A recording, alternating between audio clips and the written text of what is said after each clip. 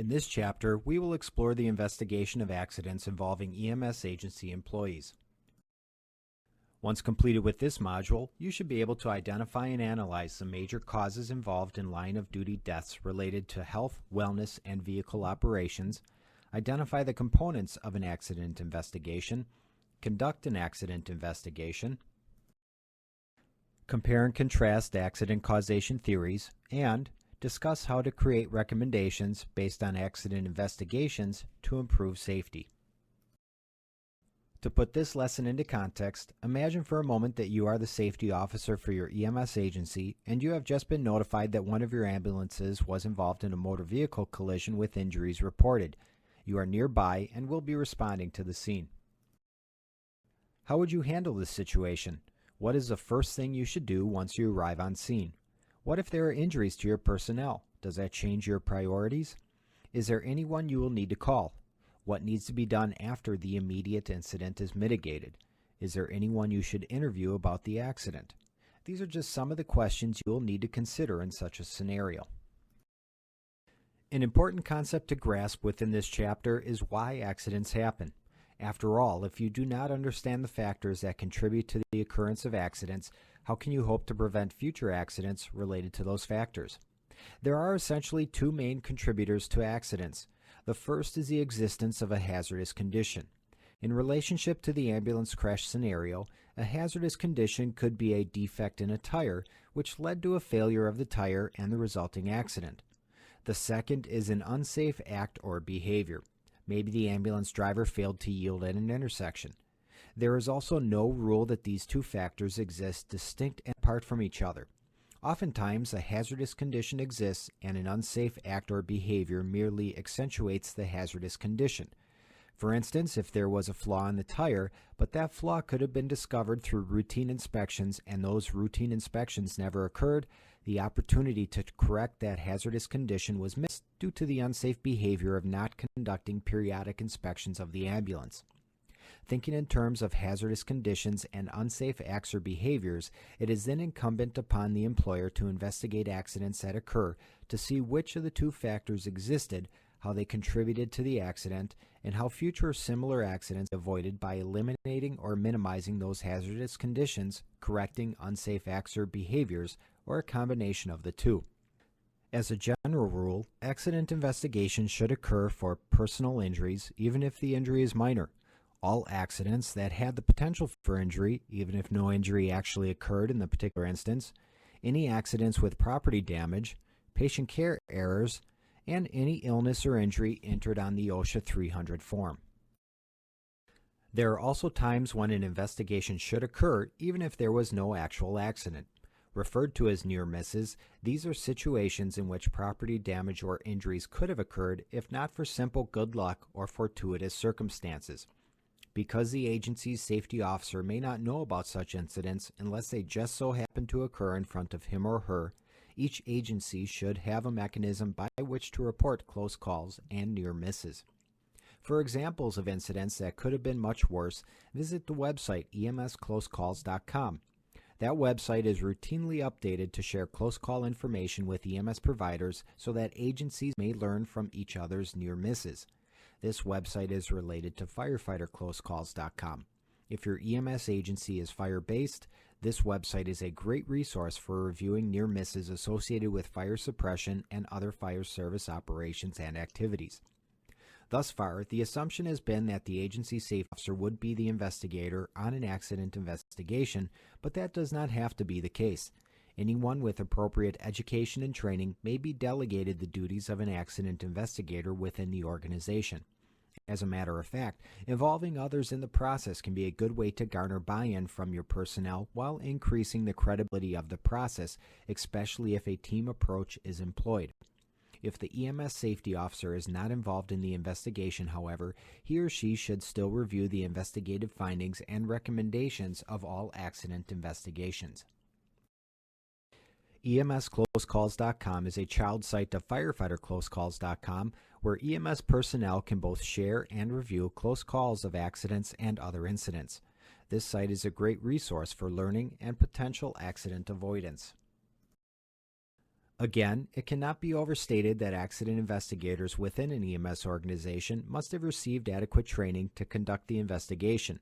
There are many third-party organizations that provide such training, and your own insurance carrier may have educational offerings available as well. Within any accident investigation, there are 6 key questions that must be asked and answered: who, what, where, when, why, and how. Anyone who had first-hand knowledge about the incident should be interviewed, and facts must be distinguished from opinions within those interviews. As an investigator, it is important to remain non-judgmental and not place blame during the process.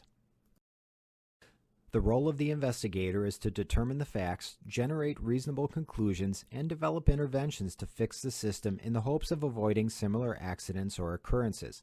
Simply identifying the cause is not enough. The organization must dig deeper to identify root, not superficial causes, and safety management system weaknesses that were responsible for the accident. Even if an employee was responsible for the accident, there may be an underlying system issue that needs to be addressed. Recommended preventative actions that come out of an accident investigation should make it very difficult, if not impossible, for the incident to reoccur. The investigative report should list all the ways to improve the safety of the condition or activity without any regard for the cost or engineering associated with implementing the solution. Again, the goal of the investigation is to analyze the incident to ultimately fix the underlying system that caused or contributed to the accident. The root cause of an accident will often have implications that impact other operations and procedures. When developing a solution to this root cause, be sure to keep that in mind and reevaluate these related operations and procedures in relationship to the proposed solution. An effective plan for an accident investigation and analysis program requires accident investigators to be formally trained in accident investigation techniques and procedures. This takes time, which means your service should develop an effective written accident analysis plan that will determine who should be notified of an accident and who will be investigating the incident. This plan should include specific procedures and responsibilities, including the steps that must occur immediately after an accident occurs. For instance, the first step in any accident investigation, once any injured people receive care or transport, is to physically secure the scene to prevent material evidence from being removed or relocated in any way, while also protecting others from a scene that may be a potential hazard. The plan should also include a timetable to be followed in not only conducting the investigation, but in the implementation of follow-up actions and hazard corrections. Once an accident happens, evidence related to the incident will begin to dissipate. Injured parties may be transported. There may be a need to clear the accident scene, such as a car accident, to return the area back to normal function, and the memories of people involved or witness to the accident will fade over time. Starting an investigation as soon as possible after an accident is preferred for these reasons. Along those lines, documentation is absolutely critical in any accident investigation.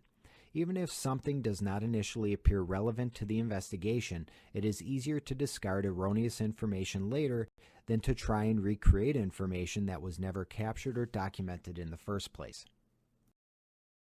Just like an EMS provider, an accident investigator has tools of the trade that should be a part of his or her toolkit.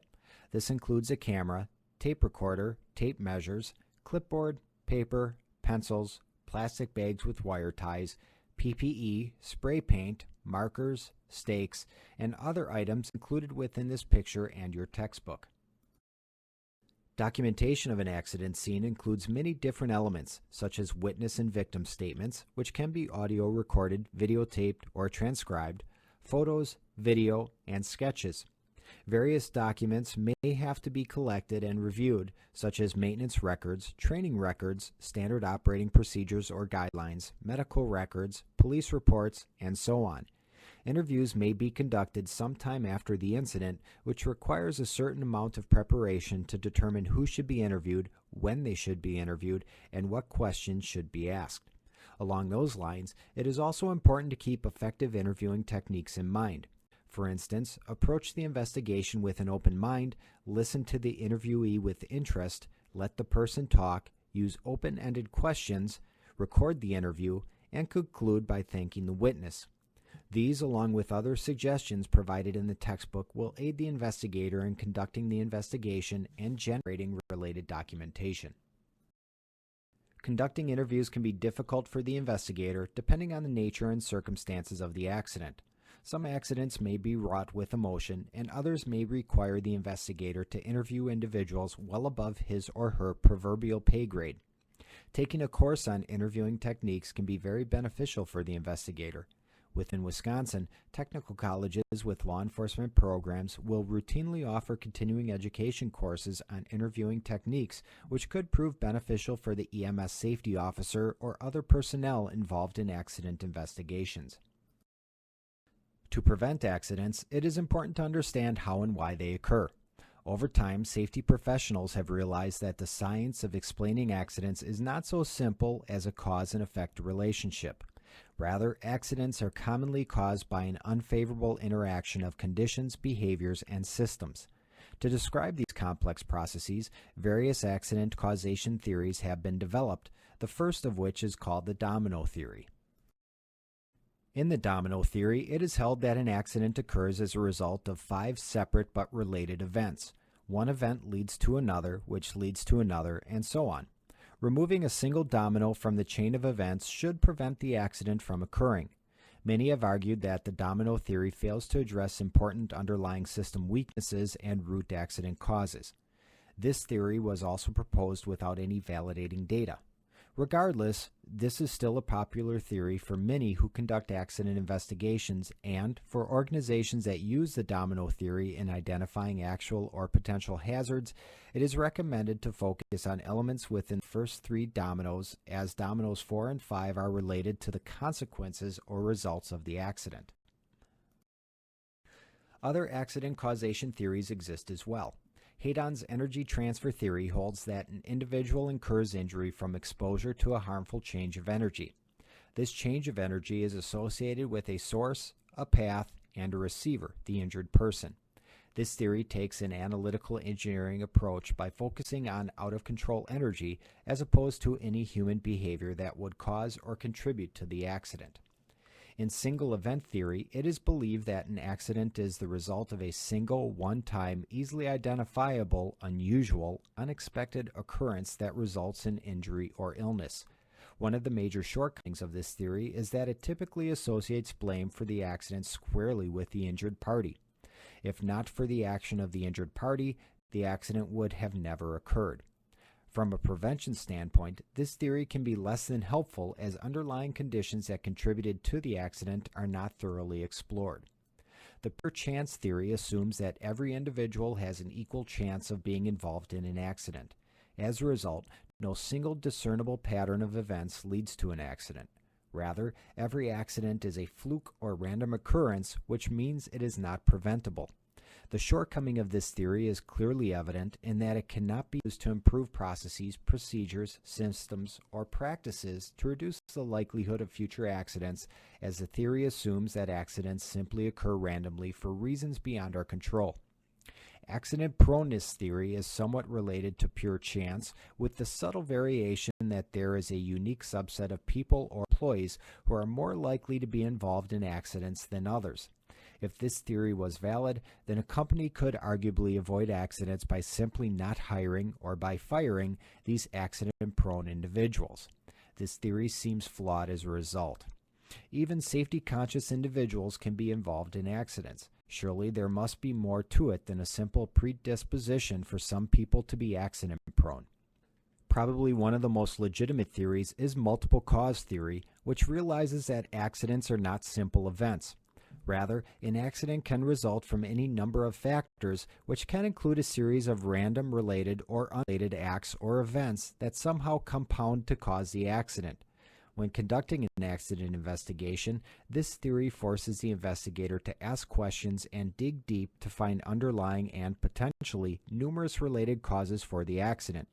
By taking this much more thorough approach, it is then more likely that controls and solutions will be proposed to hopefully minimize the undesired interaction of similar elements in the future.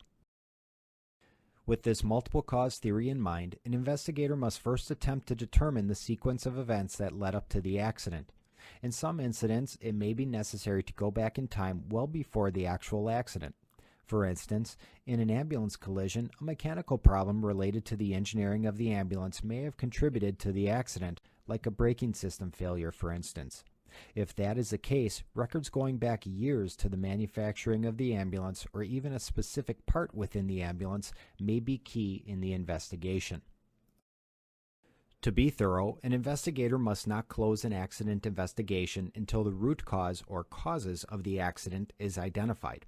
This can sometimes be challenging, especially if management has its own pre-established beliefs or assumptions about workplace safety. Some managers automatically assume the cause is an employee-related issue. It is easy to blame the injured party and move on, as opposed to delving deeper to evaluate other contributing factors. In some cases, there may be political pressure to resolve the investigation quickly as well, especially if the public has been negatively impacted by the accident or the media has reported it in a fashion that is not flattering for the agency. Being thorough is important, as the investigation is not only about finding out what went wrong, but to also identify ways to prevent future similar occurrences to improve safety and health within the organization. So long as an investigation is thorough, there will come a point at which all the evidence is collected and the investigator must analyze for the cause or causes of the accident. Within this analysis, several factors must be considered. The ultimate injury, which examines the harmful transfer of energy to a person, must be evaluated. The event itself must be a factor in the analysis to determine the hazardous conditions and unsafe or inappropriate behaviors that represent the surface causes for the accident. Next, it is important to continue the analysis into the underlying systems involved. Unlike the event analysis, the system analysis is where root causes are often found. System weaknesses typically fall into one of two categories: design and implementation. Inadequate planning and design in the system can be a root cause for an accident. Policies, plans, processes, and procedures are very important in ensuring appropriate conditions, activities, behaviors, and practices exist within the organization. Even a good design can fail if not implemented correctly, however. Your agency's safety management system is only as good as the implementation of that system. Ultimately, surface causes do not exist on their own. These hazardous conditions and unsafe behaviors or practices are merely manifestations of problems that fester from root causes. If root causes are not addressed, surface causes will flourish. This is where safety engineers commonly come into play as they strive to develop and implement safety features within tools, machinery, equipment, facilities, vehicles, and so on. Once an accident investigation is concluded and root causes are identified, working with safety engineers can go a long way in the development of inherent safety features within the products and equipment used by EMS providers. This ties in directly with the development of recommendations to prevent future similar accidents. Once the analysis is completed and root causes for the accident are identified, the investigator must complete the process by proposing recommendations that include effective control strategies and system improvements to address the root causes and, subsequently, the surface causes that propagate from them. Effective recommendations address effective control strategies that will eliminate or reduce the specific surface causes of the accident, while also proposing system improvements to missing or inadequate safety system components that contributed to the accident. By doing so, the investigator transforms the investigation into a valuable proactive process that ensures similar accidents do not reoccur. To accomplish this task, investigators must commonly consider the hierarchy of controls that was discussed earlier in this course. As a quick refresher, remember that the hierarchy of controls include engineering controls, management controls, and the use of personal protective equipment. Engineering controls strive to reduce or even eliminate the hazard itself. Management controls routinely attempt to reduce the frequency and duration of personnel exposure to hazards. PPE is typically not a standalone control, as it is routinely used in conjunction with an engineering or management control. Engineering controls are typically the best at preventing future similar accidents, while the use of PPE is considered to be substantially less effective. Sometimes a proposed solution will include a combination of these controls, maybe even all three. Unfortunately, not every hazard can be eliminated, which makes management controls and PPE important tools in the safety manager's proverbial bag of tricks. With surface causes addressed through various controls, the last step is to address root causes through system improvements, given that root causes for accidents are usually a result of missing or inadequate safety components within the overall system. The first system improvement to be addressed here is that of behavior-based safety. With this type of improvement, the organization strives to change the behavior of its personnel. For this to be effective, the changes must not be disciplinary in nature, and effective education and training must be provided. Once everyone is up to speed on the new or updated expectations, accountability is important. It is also important to be proactive when making system improvement recommendations. This means anticipating potential questions about or resistance to the proposed changes and addressing them before they can be challenged by others. To do so, the investigator must have pinpointed the problem, have a good understanding of the history related to the problem, and have a strong grasp on the proposed solution. The investigator should also know who will be the key decision maker in approving or authorizing the changes, along with those who will be implementing the changes. Understand the motivation for that decision maker and sell the changes from that perspective. Is the decision maker worried about legal implications or financial impact? Use data to convince him or her that the changes are in the organization's best interest from those standpoints. Is the decision maker sincerely worried about the safety of his or her personnel? If so, then use that as well. Sometimes there is an obvious and possibly significant cost associated with making system improvements. If that is the case, it will be important to recognize the cost of doing nothing, which can include both tangible costs such as workers' compensation premiums, repairs, and other related elements, as well as intangibles such as worker morale and possibly bad press and public relations. Paint a comprehensive picture and show how it is in the employer's best interest to spend money now to potentially save money, headaches, and lost time incidents in the future.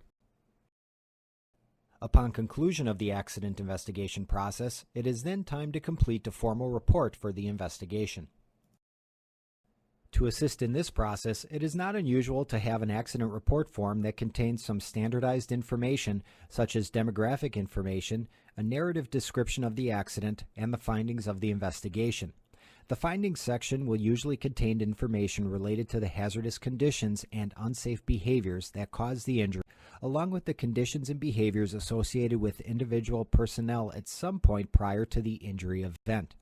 Any management failures to implement programs, processes, plans, and procedures within the safety management system should be identified, along with those findings related to one or more inadequate safety management system policies, programs, and processes in any of the 7 element areas: commitment, accountability, involvement, identification control, incident accident analysis, education training, and evaluation. The body of the report should then conclude with recommendations to eliminate or reduce both surface and root causes. This means describing how to correct unique hazardous conditions and unsafe behaviors that directly resulted in the injury, along with those hazardous conditions and unsafe or inappropriate behaviors that eventually set up or produce the unique conditions and behaviors of the injury event. Typically, recommendations to correct implementation and design root causes will call for the organization to review and improve a system, develop a safety policy and safe work plan, include supervisor education and training in accountability principles and application, or include supervisor education and training in recognition principles and application. Lastly, the report will summarize the causes of the accident and recommendations for corrective actions. Any photos, sketches, interview notes, and other items pertinent or related to the investigation should be included as attachments to the report. There should also be an area on the report for documentation of the review of the report, along with follow-up actions that were taken as a result of the accident investigation and report. To reflect upon the initial scenario, your investigation process must begin as soon as you hear the call. The well-being of those involved in the accident are your primary concern immediately after the accident, so gather as much information as possible on the scene and then head to the hospital emergency room to determine the extent of injuries suffered by your personnel, as well as any civilians involved. Make sure that upper management is notified of the incident and then continue in investigating the accident. Conduct interviews, evaluate the causes, and write reports. To be thorough, be sure to interview as many people as possible who are witnesses to or unfortunate participants in the accident. Once the accident investigation is ultimately completed, share any recommended corrective actions with the proper people within the organization and, if empowered to do so, follow up to ensure those actions are properly implemented. The end goal is to improve organizational safety for your personnel as well as the public you serve. Given your completion of this module, you should now be able to explain the difference between a near miss and an accident. Identify the 6 key questions that should be asked as part of the investigative process. Identify the characteristics of an effective incident or accident analysis program. List at least 5 documents that should be reviewed during an accident investigation. Describe at least 5 techniques that can be used to obtain facts pertinent to the investigation when interviewing someone about the accident or incident. Describe at least 3 theories for the cause and related effects of an accident, and explain 4 ways to utilize engineering controls to enhance safety within an EMS organization.